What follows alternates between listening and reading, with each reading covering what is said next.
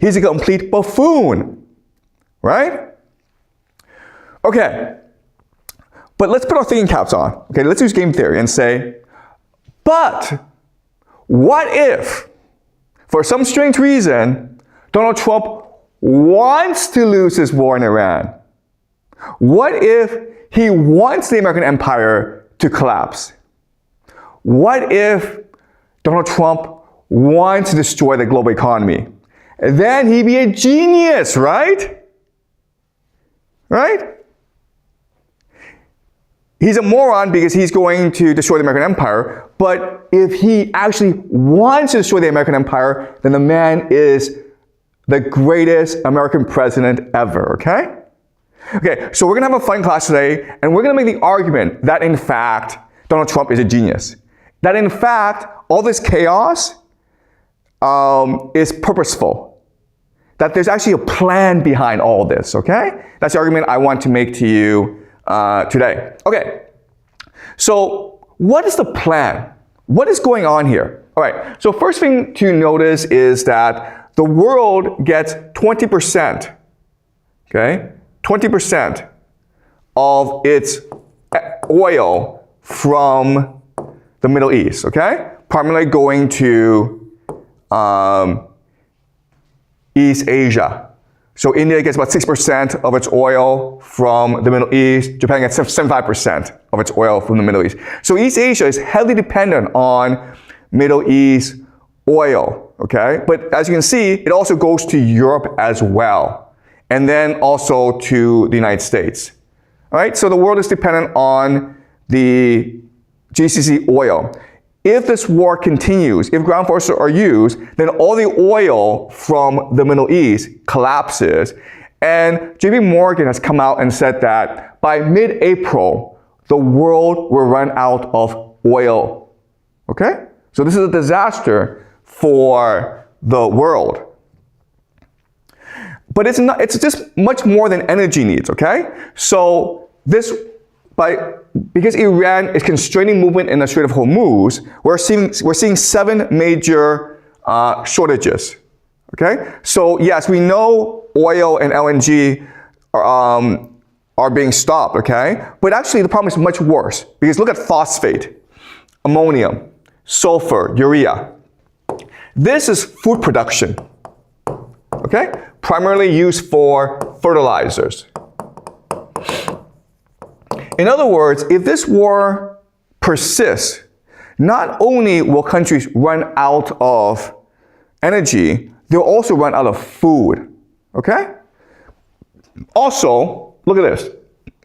Helium and sulfur are used for what? They're used for semiconductors, the production of semiconductors.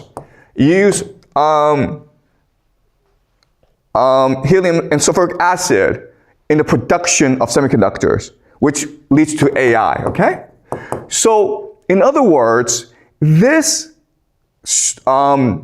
war in the Middle East, it's impacting everything in the modern economy, okay? If this war continues, the global economy could collapse.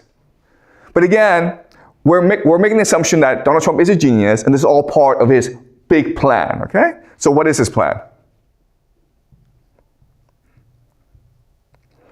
All right, so, okay, we know that there's a lot of oil in the Middle East, okay? But, you know, oil is not as rare as people think it is. There's also a lot of oil in Canada. Venezuela has the world's largest oil reserves, okay? Russia also has a lot of oil. So in other words, if the Strait of Hormuz is closed, if this war in the GCC continues, it doesn't mean the world no longer has oil. All it means is the world is now much more dependent on North America and Russia for oil. And so the global economy now shifts over to North America and to Russia. Okay? So in other words, the United States starts a stupid war in the GCC in the Middle East, it can't possibly win, but it still benefits. Because now the world is much more dependent on North America, okay? Why is Venezuela important? Because America just took over Venezuela in January, okay? And look, Canada has a lot of oil, and Trump is threatening to take over Canada, okay? So now let's look at who needs the oil. Well, this map tells you that if you're in the red, you consume more oil than you export. And who are these countries? Well, they're Europe, okay? And they are East Asia, as well as Australia. Okay? So, yes, I understand Donald Trump's an idiot. Yes, I understand that he's going to lose this war in the Middle East. Yes, I understand he's going to destroy the global economy. But for some strange reason, he benefits. And the United States benefits. Because now, Europe and China, Japan, Australia, they're much more dependent on North America for resources, for food, for energy. Okay?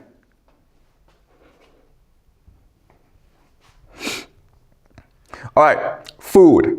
Okay, so nitrogen is important for fertilizers.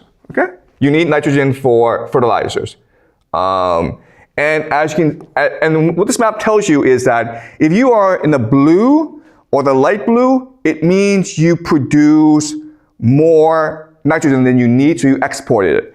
If you are not in the blue, then you're kind of screwed. Okay, so basically, this area especially, this area, okay? Europe, as some parts of Europe, okay? So now they need more nitrogen. And again, before they were getting a lot of nitrogen, ammonia, from the Middle East.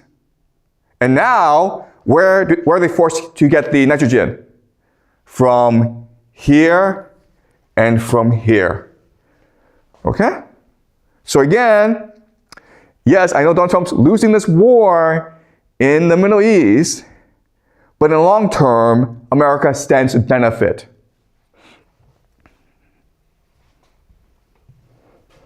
Okay. Last thing I want to look at is water. Okay?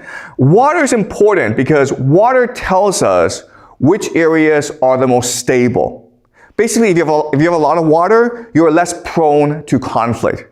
But if you don't have that much water, then you're prone to conflict, okay? So we look at, so if you're in a dark blue, you're good, okay? Nothing to worry about. If you are in the light blue, you are in a lot of trouble, okay? So if we look at this area, North America, pretty stable because lots and lots of fresh water, okay? If you look at Russia, pretty stable, lots and lots of fresh water. But if you're Africa, you're in a lot of trouble. If you're Europe, you're in a lot of trouble. If you are Middle East, you're in a lot of trouble. If you are Southeast Asia, you are not in that much trouble, but you are in some trouble, okay?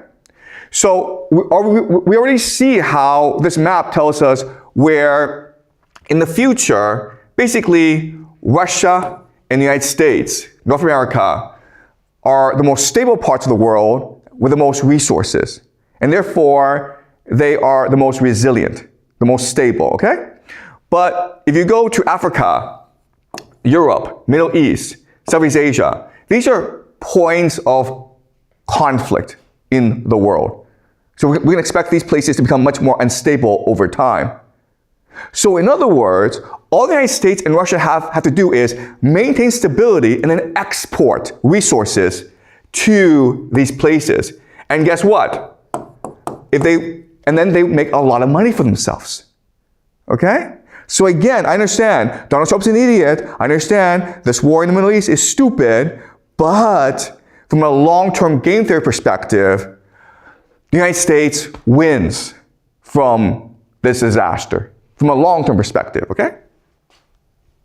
Now, you look at this map, you think, well, China's pretty good too, right? Like China has a lot of fresh water. The problem with China, though, is this.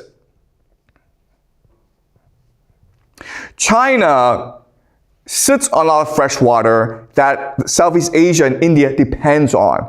Okay? So a lot of water is in the Tibetan Plateau, and it flows downstream into India and in Southeast Asia. If there were a drought, using game theory, we can suspect that China might want to keep the water for itself, right? In which case, Southeast Asia and India would be very angry, okay? So this is a potential flashpoint that we have to watch out for. Okay? So it seems like China is stable, but the surrounding areas are not so stable. And so China will be dragged into a conflict. Okay? All right. So let's summarize what we've learned so far. So these are the countries with the most oil reserves, okay? Venezuela,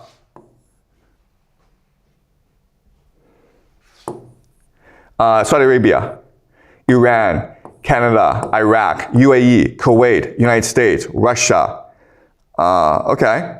All right. Now what's interesting about this is this. This war in the Middle East is going to knock out the oil production of Saudi Arabia, of Iran, of Iraq, of UAE, of Kuwait. Which leaves what? Which leaves, Venezuela, Canada, and the United States, okay? North America, and Russia. Okay?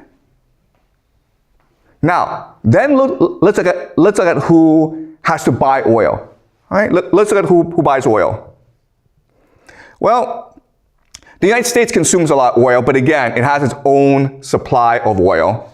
China needs to import a lot of its oil needs, okay? So China imports about 75% of its oil needs. India, Russia, Saudi Arabia, Brazil, Japan, South Korea, okay? Germany. All right, so China, India, Japan, South Korea imports a lot of oil. And where does it get its oil from? The Middle East, right? So if it can't get its oil from the Middle East, then these four countries, China, India, Japan, and South Korea, will need to get the oil either from the United States or Russia. Okay? And why does this matter? Well, let's look at this. Let's look at who owns the most U.S. treasuries. Basically, if you own a lot of U.S. treasuries, it means that you are financing American debt. America right now is $39 trillion in debt. That's a lot of money, but as long as people continue to buy U.S. debt, as long as people want to buy U.S. treasuries, it's not a problem, okay? It's a Ponzi scheme. Okay. So, let's look at this. Who are the biggest holders of U.S. debt? Japan, China, right? Taiwan, Singapore, Hong Kong, India. Okay, so this is all Asia. And we already said that Asia needs a lot of oil from the Middle East, right? Now let's look at others. United Kingdom is second, okay? Cayman Islands is basically just Europe as well. It's a money laundering operation, okay? Belgium, Luxembourg, Canada, France, Ireland, Switzerland. These countries are Europe. And again, where do we say most oil from the GCC go? It goes to either Asia or Europe. And now, because of the stupid war in the Middle East, Asia and Europe are now forced to buy oil from either Russia or the United States. And this is important, okay? This is important because previously, there's a fear that these countries would stop buying U.S. treasuries because America is too heavily in debt. The American economy is too much of a Ponzi scheme. So there's this great fear that Europe and Asia would move away from the U.S. dollar and more towards Swiss francs or gold, okay? Now, because Europe and Asia need fertilizer, they need energy from the United States and North America, the United States no longer has to worry about its debt, okay? All right, the $39 trillion debt, not a problem, because the entire world is dependent on North America for resources. The Ponzi can keep on going. So again, Donald Trump is an idiot, but he's so stupid, he's become a genius. Okay? All right. Now you're like, wait, but Donald Trump's an idiot. Where would he get this idea from? How would he know how to do this? And the answer is because Putin has already proven that this strategy works in Ukraine. Okay, so let me show you how. Okay, so this is the war in Ukraine. And as you can see, the dark red are areas in which Russia is contesting territory. The light red, the pink are areas in which Russia wants to gain territory. And as you can see, Russia still has a long way to go. And we're already 4 or 5 years into this war, which means that this war can go on for another 10, 20